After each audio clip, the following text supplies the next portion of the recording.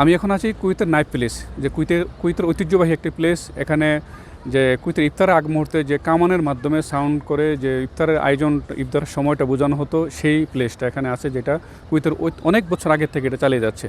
তো এখানে প্রত্যেক দিন ইফতারের সময় অসংখ্য মানুষ বিভিন্ন দেশের, শুধু স্থানীয় নাগরিক নয়, বিভিন্ন দেশের বাংলাদেশিও আসেন বা অন্যান্য দেশের প্রবাসীরাও এখানে আসেন এটা দেখার জন্য, যে ইফতারের আগ মুহূর্তে যে কীভাবে কামানটা ফোটানো হয় তাদের অভিমতটাও দেখানোর চেষ্টা করব। আমাদের সাথে থাকুন। দর্শক, এখানে ঘুরতে এসেছেন একজন প্রবাসী বাংলাদেশি, ওনার থেকে জানতে চাবো এখানে এসেছেন, ওনার অভিমতটা কি এখানে আসার পরে। আমরা আজকে আসছি কুয়েত ঐতিহ্যবাহী যে রমজানের শুরু থেকে ইফতারের আগে যে সংকেত দেওয়া হয়, এটা পূর্বপুরুষ থেকে তারা ঐতিহ্যবাহী একটি পজিশন ধরে রাখছে। আজকে আমরা এটা উপভোগ করতে আসছি সবাই। এখানে বিভিন্ন দেশের লোকজন আসে, বাংলাদেশি, ইন্ডিয়ান, পাকিস্তান, এশিয়ান এবং স্থানীয় নাগরিক সবাই আসে এটা উপভোগ করার জন্য।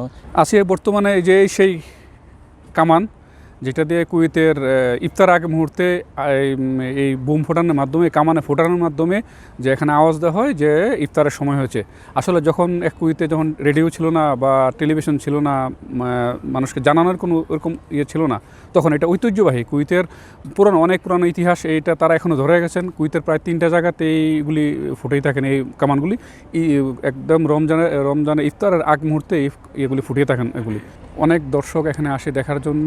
এখানে ইফতারের সময় আগ মুহূর্তে এখানে সরকারি ইফতার আয়োজন করে থাকেন। এখানে অনেক দেশের বাচ্চারা আসেন, আসলে তাদেরকে যারা এখানে দায়িত্বরত আছেন তারা দেখান কীভাবে এটা এখানে কাজ করে। দর্শক, আমরা এখানে নাইট প্লেসে আসছি, এখানে যে আপনাদের কামান দেখানোর চেষ্টা করেছি।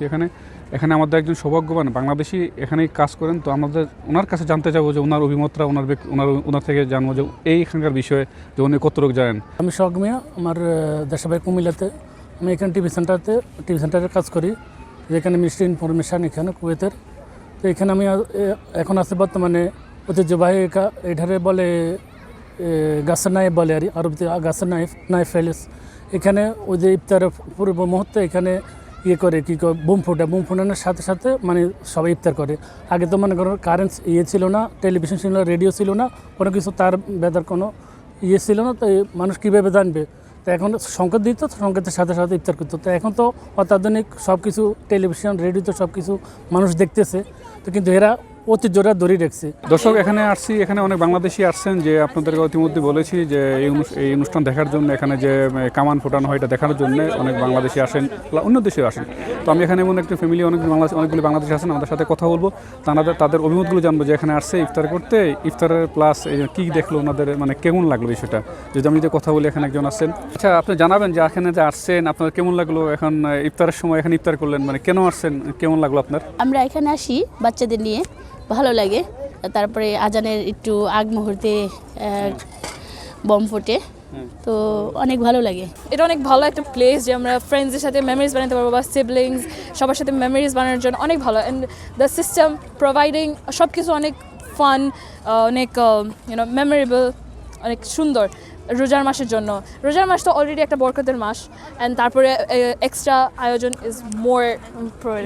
এখানকার পদ্ধতিটা আমার কাছে খুব ভালো লেগেছে, যেভাবে রোজা খোলার সময় ওরা সাউন্ড গ্রেনেড ছড়ায়, তারপর বলে আরবিতে যে জাহেজ এরমি বলে, তারপর ছোড়ে, ওটা অনেক সুন্দর। আর যে সাউন্ডটা হয় মানে ভেতরটা কেঁপে যায়, এমন মানে একজন নিজের ট্র্যাকে বন্ধ হয়ে যাবে, মানে এত সুন্দর করে ওরা আয়োজনটা করেছে। আর এখানে যেভাবে সিরিয়াল বাই সিরিয়ালে সবাইকে বসানো হয়, যে পদ্ধতিতে সবাইকে খানাটা দেওয়া হয়, অনেক আকর্ষণীয়। আর খানাগুলোও খুব ডিলিশিয়াস, অনেক ভালো। আর রোজা রেখে মানে এখানে আসাটা ওয়ার্থ ইট।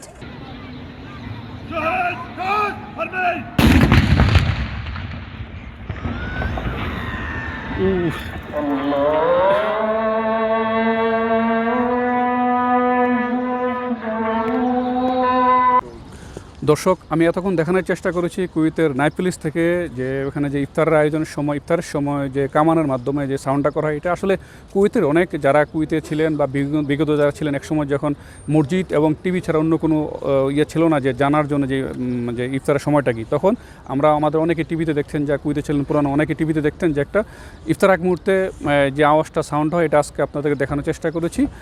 আমি যে বর্তমানে জায়গাতে আছি কুয়েত সিটি, এটা কুয়েত লিবারেশন টাওয়ারের নিচে থেকে, এখানেই আপনারা দেখেছেন যে এখানে কত অসংখ্য প্রবাসী এখানে এসেছেন। শুধু প্রবাসী না, বিভিন্ন দেশের স্থানীয় নাগরিক সহকারে বিভিন্ন দেশের নাগরিক এখানে আসছেন, এই কামান ফোটানোর এটা উপভোগ করেছেন।